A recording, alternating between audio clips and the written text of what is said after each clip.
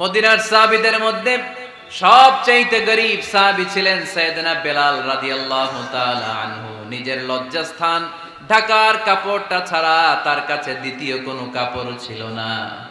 সকালে যদি খাবার পেত, দুপুরে খাবার ছিল না, দুপুরে পেলে রাতের জন্য ছিল না, আজকে খাবার থাকলে কালকে নাই। মদিনার সবচেয়ে গরীব সাহাবী বেলাল রাদিয়াল্লাহু তাআলা আনহু, লজ্জাস্থান ঢাকার জন্য শুধু একটা জামা ছিল, গায়ে দেওয়ার মতো কোনো জামা নাই। এই সাহাবীর মতো গরীব কোন সাহাবী মদিনার জমিনে নাই। এই বেলাল রাদিয়াল্লাহু তাআলা আনহুকে বিশ্বনবী ডেকে বললেন, ইয়া বেলাল আনফিক ইয়া বেলাল লা তাখশা মিন যিল আরশি ইকলালা। ও বেলাল, আল্লাহর রাস্তায় দান করো, কারণ আমার আল্লাহর ধনভাণ্ডারের কমতি নাই। সাইয়েদনা বেলাল রাদিয়াল্লাহু তাআলা আনহু সবচেয়ে গরীব। শুনতেছেন? বুঝতেছেন? সবচেয়ে গরীব। ডাউন পার্টটা ঢাকার মতো একটা গার্মেন্ট ছিল, একটা কাপড়, এটা পেঁচায় আসতো, নামাজ পড়তো। গায়ে রাখার মতো কোনো জামা নাই, আর খাবার দাবার টাকা পয়সা বলতে নাই। ওই সাহাবীর বিষ্ণু সাল্লাল্লাহু আলাইহি ওয়াসাল্লাম বললেন, আনফিক বেলাল, বেলাল তুমিও দান করো, তুমিও দাও, দানের হাতকে প্রশস্ত করে দাও। আনফিক ইবনা আদম উনফিক আলাইক, হে বনি আদম দাও, দিলে আমি তোমারে দেব। যারা দান করে বেশি তাদেরকে দেয় কে? দিলেই আসবে, না দিলে আসে না। আপনি দেন, দেখবেন আসতে শুরু করছে। এটাই সিস্টেম। দিলে কমে না, না দিলে কমে। সুবহানাল্লাহ পড়েন। উদাহরণ হিসেবে বোঝেন, আপনার হাতে 5 কেজি ওজনের একটা জিনিস দেয়া হলো, আপনি এটারে ধরে রাখছেন। এটারে ধরে রাখলে আর কিছু নিতে পারবেন? এটারে দিয়ে দিলেই না আরেকটা ধরতে পারবেন, ঠিক কি না? 5 কেজির এটা হুজুরে দিয়ে দিলাম, এরপরে কেউ আমার 20 কেজি দিলে ওইটা ধরবো, ওইটা আবার আরেকজনকে দিব, এরপরে আরেকজন 30 কেজি দিলে ওইটারে ধরবো। কথা বলেন, কথা বলেন, কথা বলেন। এজন্য আল্লাহ বললেন, ইনফিকুনা ফিস সাররাই ওয়াদ দাররা। আমার মুত্তাকি বান্দার প্রথম গুণ, তারা সুখে দুঃখে সব সময় দান করে, দানের ধারাবাহিকতা সব সময় অব্যাহত রাখে। যারা সুখে দুঃখে সচ্ছল অসচ্ছল সব অবস্থায় দান করে, তাদের নাম হলো মুত্তাকি। মুত্তাকিদের প্রথম বৈশিষ্ট্য দান করে। আপনারা দান করেন তো? কিশোরগঞ্জের ভাইয়েরা সবাই করেন? করেন তো? Take it as a reminder. আজকের এই আলোচনাটা একটা রিমাইন্ডার হিসেবে নেন। যাদের দান করতে একটু সমস্যা, মনে থাকে না, অলসতা বা একটু কিপটামির মনোভাব আছে, এই কিপটামি কৃপণতা ভুলে যান, দেন। দেন না একটু, আপনারা দিবে কে? বিশ্বাস হয়? দিলে বাড়ে, দিলে না দিলে কমে, কারণ আপনি দিলে আপনারে দিবে কে? তবে গোপন অবস্থায় দেওয়াটা উত্তম। প্রকাশ্য দান করলে আল্লাহ কবুল করেন, ওইটাতেও সওয়াব আছে, কিন্তু গোপনে দান করলে বেশি খুশি হয় কে? গোপনে দান করলে আল্লাহর রাগ ক্রোধ কমে যায়। আপনার কোনো পাপের কারণে আল্লাহ যদি আপনার উপর রেগে থাকে, আপনি গোপনে কিছু দান করে দেন, ওই রাগটা মুহূর্তেই ঠান্ডা হয়ে যাবে। 7 শ্রেণীর ব্যক্তিকে আল্লাহ তাআলা আরশের নিচে ছায়া দিবে কিয়ামতের দিন, যেদিন আকাশের সূর্যটা মাথার কাছে চলে আসবে, জমিনটা তামার জমিন হয়ে যাবে, তৃষ্ণায় মানুষের জিহ্বা বের হয়ে কুকুরের মতো নাভির সামনে ঝুলতে থাকবে। সূর্যের প্রচন্ড কিরণ আর তাপে মাথার মগজগুলো গলে গলে নাকের ছিদ্র আর কানের ছিদ্র দিয়ে ভাতের মাড়ের মতো টপ টপ করে বেয়ে বেয়ে পড়বে। আল্লাহর আরশের ছায়া ছাড়া সেদিন আর কোনো ছায়া থাকবে না। বিষ্ণু বললেন, 7 শ্রেণীর ব্যক্তিকে আল্লাহ তাআলা সেদিন আরশের নিচে ছায়া দিবে। তার মধ্যে থেকে 1 শ্রেণীর ব্যক্তি, কিশোরগঞ্জের ভাইয়েরা খেয়াল করে শুনেন, তার মধ্যে 1 শ্রেণীর ব্যক্তি হচ্ছে রাজুলুন তাসাদ্দাকা বিসাদাকা ফাআখফাহা। 1 শ্রেণীর ব্যক্তি হচ্ছে ওই ব্যক্তি যে গোপনে আল্লাহর জন্য দান করে। আচ্ছা, লা তা'লামু শিমালুহু মা তুনফিকু ইয়ামিনু, এমন গোপনে এসে আল্লাহর রাস্তায় দান করে দেয়, তার ডান হাত কি দান করেছে বাম হাত টের পায় না। ডান হাত কি দিল, বাম হাত দেখে নাই। অন্য মানুষ জানা তো দূরের কথা, এই গোপন দান আমার আল্লাহর কাছে খুব প্রিয়। এজন্য একটু দান করার অভ্যেস করেন, অল্প করে করেন। আজকে যে 5 টাকা দান করে দেন মসজিদে, 2 টাকার নোট থাকলে দান করে দেন, 1 টাকার পয়সা থাকলে দান করে দেন। দান করতেই হবে, কারণ মুত্তাকি হতে চাইলে এই দানের ধারাবাহিকতা কন্টিনিউয়াসলি এটা রাখতে হয়, এটা থামানো যায় না। সময় ভালো বেশি দিলাম, সময় খারাপ কম দিলাম, কিন্তু দিতে হবে। রাজি আছেন? আল্লাকা সিররুন ইনদাল্লাহ বাইনাকা আনতা ওয়া বাইনাল্লাহ হাল্লাকা সাদাকাতুন তাখফা লা ইয়ালামুহা ইল্লাল্লাহ হাল্লাকা সিররুন ইনদাল্লাহ বাইনাকা আনতা ওয়া বাইনাল্লাহ হাল্লাকা সাদাকাতুন তাখফা লা ইয়ালামুহা ইল্লাল্লাহ। হাল্লাকা সিররুন ইনদাল্লাহ, তোমার আর তোমার আল্লাহর মাঝে কোনো গোপন আমল আছে নাকি যেটা আল্লাহ ছাড়া কেউ জানে না? জীবনে আমাদের প্রত্যেকের এমন কিছু গোপন আমল, ইবাদত আর দান সদকা করা দরকার যেটা দুনিয়ার কেউ জানে না, জানে আমার রব আর জানি আমি। এরকম দান থাকার দরকার আছে না নাই? তোমার জীবনে এমন কোন গোপন সাদাকা আছে নাকি যেটা আল্লাহ ছাড়া কেউ দেখেনি? এই গোপন সাদাকাটা আল্লাহ খুব পছন্দ করে। এখানে মাদ্রাসা, আজকে আমার ভাই অমুক ভাই দিবেন 2 লক্ষ টাকা, বলেন মারহাবা। এটা উনি আল্লাহর জন্যও দিতে পারে, মারহাবার জন্যও দিতে পারে, ঠিক কিনা? কিন্তু রাতের আধারে রাস্তার পাশ দিয়ে হেঁটে যাচ্ছেন, মসজিদের দান বাক্সটা লেখা, উপরে সাইনবোর্ডে লেখা মুক্ত হস্তে আল্লাহর ঘরের জন্য দান করুন। কেউ নাই, কাক পক্ষী নাই, রাত বাজে 2টা, হঠাৎ করে পকেট থেকে 1000 টাকার বা 100 টাকার কচকচে নোটটা আপনি দান করে দিলেন। ওই দানটা 1 কোটি টাকার দানের চেয়েও বড় দান। কারণ দুনিয়ার কেউ তখন দেখে নাই, দেখেছে কে? কেউ যেটা দেখে না সেটা দেখে কে? কেউ যেটা জানে না সেটা জানে কে?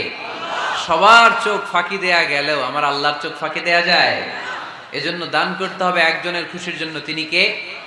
এজন্য রাব্বুল আলামিন বলেন, মাসালুল্লাযীনা ইউনফিকুনা আমওয়ালাহুম ফি সাবিলিল্লাহি কামাসালি হাব্বা أنبتت 7 سنابل في كل سنبلة 100 حبة والله يضاعف لمن يشاء والله واسع عليم। সুবহানাল্লাহ পড়েন। আল্লাহ বললেন, এই যে তোমরা আমার রাস্তায় দান করো, এটার উপমা একটা চারা বীজের মতো। এই চারা বীজ জমিনে গেড়ে দিলে সেখান থেকে 60টা শীষ গজায়, প্রতিটা শীষ থেকে 100টা করে দানা হয়, প্রতিটা শীষে জন্ম নেয় শত শস্য দানা। সুবহানাল্লাহ। চারা বীজ চিনেন না? মাটিতে ঢুকাই দিলেন, 60টা শীষ গজালো, প্রতিটা শীষে আবার 100টা করে দানা, মোট কটা হইলো?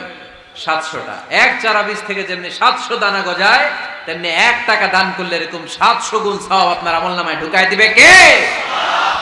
যারা দুনিয়ার বুকে প্রকাশ্যে গোপনে দান করত, সচ্ছল আর অসচ্ছল অবস্থায় দান করত, কিয়ামতের দিন যখন তাদেরকে তাদের আমলনামা দেয়া হবে, আমলনামা দেখে বলবে, আল্লাহ এত সওয়াব দুনিয়ার বুকে আমি করি নাই, অন্য কারো আমলনামা তোমার ফেরেশতারা ভুল করে আমারে দিয়েছে। আল্লাহ এত আমলনামা তো আমি করি নাই, এত নেক কাজ কোত্থেকে আসলো? এটা আমার না, তোমার ফেরেশতারা ভুল করে আরেকজনেরটা গছাই দিছে আমারে। আল্লাহ বলবে, না, আমার ফেরেশতারা ভুল করে না। সুবহানাল্লাহ পড়ে।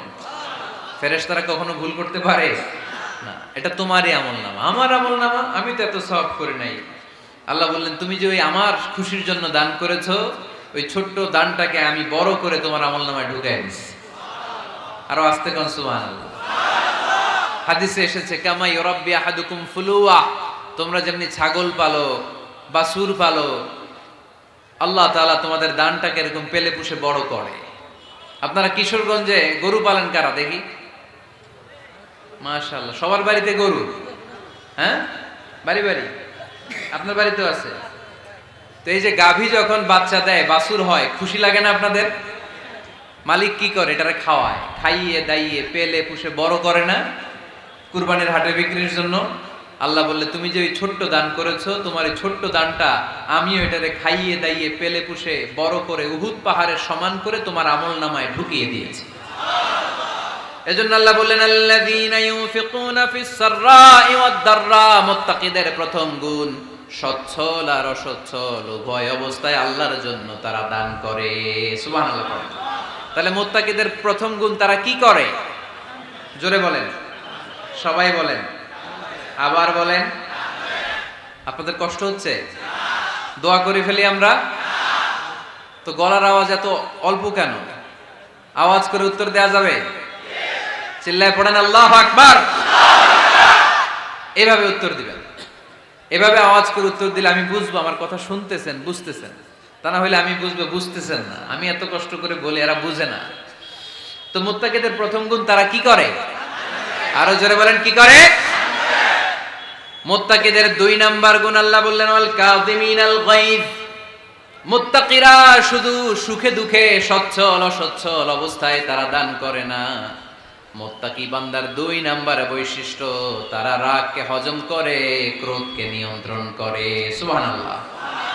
মুত্তাকিনরা অল্পতে চটে যায় না, হট টেম্পার্ড না। আমাদের অনেকে আছে হট টেম্পার্ড, কিছু বুঝলেও চেতে, না বুঝলেও চেতে। এরকম চেত আছে নাকি আপনাদের? রাগরে আপনারা কি বলেন আঞ্চলিক ভাষায়? রাগী বলেন। তো এই যে রাগী মানুষ আছে না, গুসা উঠছে, এই যে গুসা যে উঠে, এটা খুবই স্বাভাবিক। গুসাটা ওঠা সবার ওঠে, এটা কি বলেন? ওঠে না? ওঠে না? আপনাদের মধ্যে থেকে গুসা বেশি ওঠে কার দেখি? আছে তো, রোগী আছে তো অনেক। আল্লাহ আপনাদের গুসাগুলোরে ঠান্ডা করে দেয়, আর ভালো গুসাগুলো যেন আপনারা ইসলামের পক্ষে করতে পারেন। আল্লাহ তৌফিক দান করো। রাগ হবে ইসলামের জন্য। আল্লাহর জমিনে আল্লাহর বিধান লঙ্ঘন হলে আমরা রেগে যাব। চিল্লায় বলেন ঠিক কিনা? এছাড়া কেউ আমাদেরকে রাগাতে পারবে না। ওয়াল কাযিমিনাল গায়জ। মুত্তাকিন বান্দারা রাগকে হজম করে। রাগ হওয়াটা খুব স্বাভাবিক, এটা ন্যাচারাল, এটা কি প্রাকৃতিক। আমাদের দেহে এক ধরনের হরমোন আছে, এটার নাম হচ্ছে অ্যাড্রেনালিন বলে এটাকে, অ্যাড্রেনালিন হরমোন। তো এই হরমোনটা যখন নিঃসরিত হয় তখন আমরা রেগে উঠি, এর আগে আমরা রাগি না। This adrenaline hormone triggers up your bodies fight response. এটা নিঃসরিত হলেই বডি তখন ফাইট করতে মন চায়, মনে চায় খায়া ফেলাই, মাইরা ফেলাই, দইরা ফেলাই, অক করে হোতা এলাই। আপনারা বলেন না এগুলো? মাইরা অ্যালবাম, কাইটটা অ্যালবাম, অক করে হোতা অ্যালবাম বলেন আপনারা? এগুলো কখন বলেন? যখন রেগে যান, যখন রেগে যান। কিন্তু মুত্তাকি হতে চাইলে যখন তখন রেগে যাওয়া যাবে। ওয়াল কাযিমিনাল গায়জ। যুবক ভাইয়েরা খেয়াল করে শোনো, মুত্তাকি হতে চাইলে 2 নাম্বার যে বৈশিষ্ট্যটা আমাদেরকে ধারণ করতে হবে সেটা হচ্ছে ওয়াল কাযিমিনাল গায়জ। রাগকে নিয়ন্ত্রণ করতে জানতে হবে। রাগ এটা ভয়ঙ্কর। অনেকে রাগ করতে করতে যে স্ট্রোক করে ফেলে, আছে না? হার্ট অ্যাটাক করে ফেলে। অনেকে রাগের মাথায় মারাও যায়, আছে না নাই? এটা ভয়ঙ্কর। এর আছে অনেক শারীরিক মানসিক অনেক প্রভাব, অনেক ক্ষতিকর প্রভাব আছে এই রাগের। রাগটা অনেকটা ঝড়ের মতো। কিসের মতো? ঝড় যেমনি একদিক থেকে এসে সব ভেঙে চুরে তছনছ করে লন্ড ভন্ড করে দিয়ে আরেক দিকে সাঁ করে চলে যায়, রাগও তেমন একদিক দিয়ে আসে সব শেষ করে দিয়ে আরেক দিকে চলে যায়, ঠিক কিনা? এর রাগের মাথায় পৃথিবীতে কত খুন খারাপি ঘটেছে, ঠিক কিনা? বাবা ছেলের মধ্যে রাগ আছে না নাই? বন্ধু বন্ধুর মধ্যে, বন্ধু কয় এটা আমারে দে, ওই বন্ধু বলে না দিব না, রেগে গেছে, কিলাকিলি ঘুষাঘুষি আছে না নাই? বাবা ছেলের মধ্যে জমি জমা নিয়ে হয় না অনেক সময়? বাবা কয় এই জমি তুই পাবি না, পোলায় কয় আমার এই দিবা তুমি। বাপে কয় না দিমু না, পোলায় কয় দিবা। বাপে কয় তোরে তেজ্য পুত্র করে দিলাম, পোলায় কয় তোমার মাথায় আমি কোপ মাইরা দিলাম। আছে না? লেগে গেল, মারাত্মক ঝগড়া। হাজবেন্ড ওয়াইফের মধ্যে এগুলো আর হয় না, তাই না? রাগারাগি হ্যাঁ বেশি হয়। কিশোরগঞ্জে এগুলো আছে। আহা, খবরদার, এগুলোকে বাড়তে দেয়া যাবে না। শয়তান খালি গুতায়। শয়তান চায় কি করে ফ্যামিলিকে ব্রেক ডাউন করা যায়। শয়তান একটা আরশের উপর বসে, অন্য শয়তানরা এসে বলে আমি ওজনে কম দেওয়াইছি, কারে কিছুই করস নাই তুই। আরেকজন এসে বলে আমি সুদ খাওয়ানোর ব্যবস্থা করে দিয়ে আসছি, কারে এটা কিছুই না। আরেকজন এসে বলে মাদ্রাসায় যাচ্ছিল আমি সরাই দিছি, কারে এটা কিছুই না। আরেক শয়তান এসে বলে আমি স্বামী স্ত্রীর মধ্যে বিচ্ছেদ ঘটায় দিছি। ইবলিশ শয়তান তখন এটারে নিয়ে নাচতে শুরু করে দেয়। এজন্য স্বামী স্ত্রীর মধ্যে ঝগড়া আছে না নাই? হাজবেন্ড বলে একটা, ওয়াইফ বলে আরেকটা, আছে না নাই? হাজবেন্ড বলে তুমি যাইবা না, এই বিয়ার দাওয়াতে যাইবা না, ও আমারে অপমান করছিল। বউ কয় আমি যামু, আমার বান্ধবীর বিয়া, তোমার কি? আছে না নাই? হাজবেন্ড কয় না যাবি না, বউ কয় যামু, গেলে তোর খবর আছে। বউ কয় কি করবা? কয় তালাক দিয়ে দিলাম। আছে না নাই? ছোট্ট ঝগড়া থেকে মাথা গরম করে রাগের মাথায় তালাক দিয়ে ফেলে। এজন্যই রাগ ভয়ঙ্কর। এর রাগের কারণে বন্ধু বন্ধুর সম্পর্ক নষ্ট হয়, হাজব্যান্ড ওয়াইফের মধ্যে ডিভোর্স হয়ে যায়, বাবা ছেলের মধ্যে সম্পর্ক ছিন্ন হয়ে যায়, এটা ঝড়ের মতো। এজন্য মুমিনরা চাইলেই চট করে রেগে যেতে পারে। এজন্য রাগ নিয়ন্ত্রণের দরকার আছে না নাই? এজন্য আল্লাহ বললেন, والذين ينفقون أموالهم في سبيل الذين ينفقون في السراء والضراء والكاظمين الغيظ والعافين عن الناس। মুমিন বান্দার মুত্তাকিদের প্রথম গুণ দান করে, মুত্তাকিদের দ্বিতীয় গুণ তারা রাগকে হজম করে। সুবহানাল্লাহ পড়েন। রাগকে কি করতে হবে? জোরে বলেন, কি করতে হবে? আল্লাহ রাসূল বললেন, লাইসা শাদীদু বিসসুরা, কুস্তি খেলে যে অন্যকে মাটিতে শুইয়ে দিতে পারে সে আসল শক্তিশালী না। ইন্নামাশ শাদীদুল্লাযী ইয়ামলিকু নাফসাহু ইনদাল গাদাব, রাগের মাথায় যখন নিজেকে যে নিয়ন্ত্রণ করতে পারে আল্লাহর কাছে ওই ব্যক্তিটাই শক্তিশালী। কুস্তি খেলে আরেকজনের শোয়াই দিলেন, এ শক্তিশালী না, বরং শক্তিশালী তো সে যে রাগের সময় নিজের উপর নিয়ন্ত্রণ রাখে। He can control himself in the time of anger.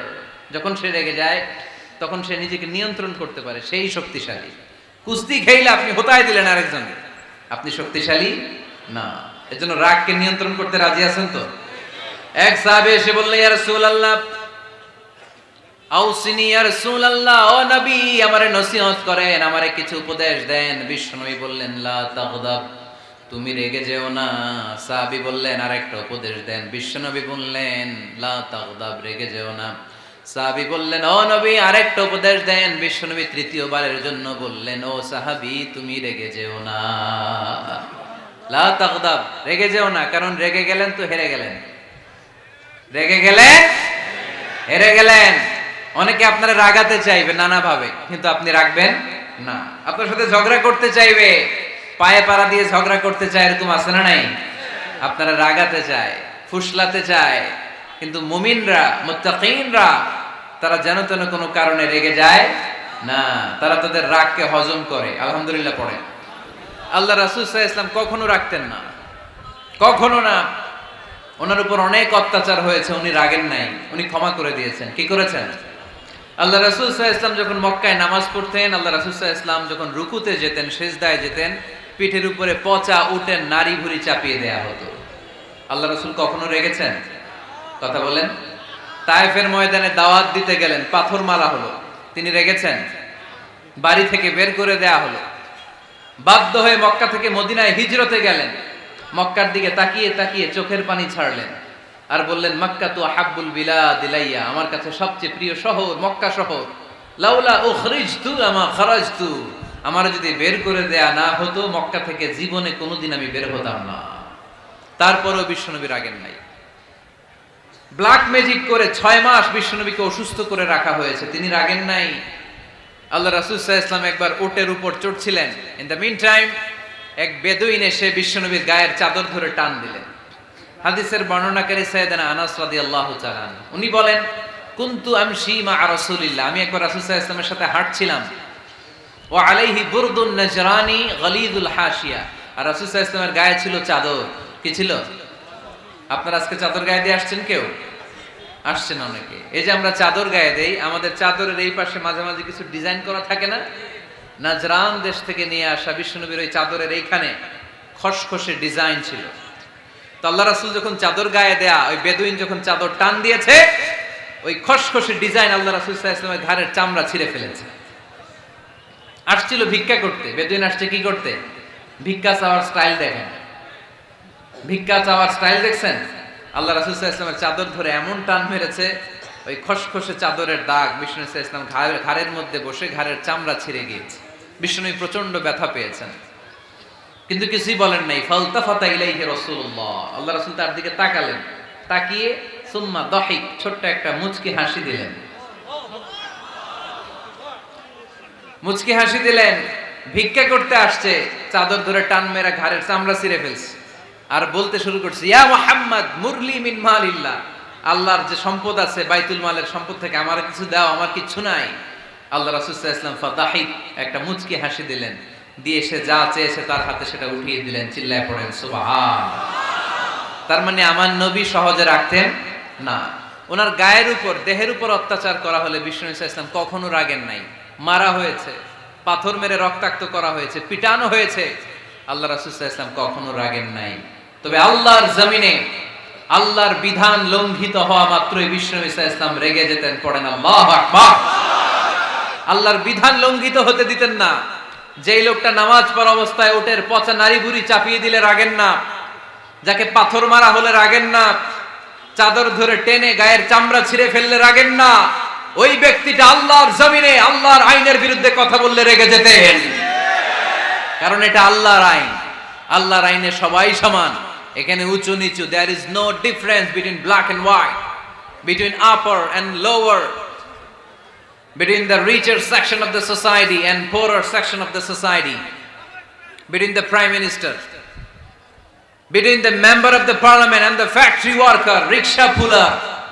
Everyone is totally equal, 100% equal in the eyes of Quran and Islam. চিল্লায় বলেন ঠিক কি না? আল্লাহর চোখে সবাই সমান। ওইখানে প্রধানমন্ত্রী নাই, ওইখানে প্রেসিডেন্ট নাই, ওইখানে এমপি নাই, ওইখানে রিকশাওয়ালা আর প্রধানমন্ত্রী আর প্রেসিডেন্ট এক কাতারে দাঁড়িয়ে আল্লাহর সিজদা দেয়। চিল্লায় বলেন ঠিক কি না? নিজেকে আক্রমণ করা হলে রাখতেন না, কিন্তু আল্লাহর জমিনে আল্লাহর বিধান লঙ্ঘিত হলে আল্লাহ রাসূল রেগে যেতেন।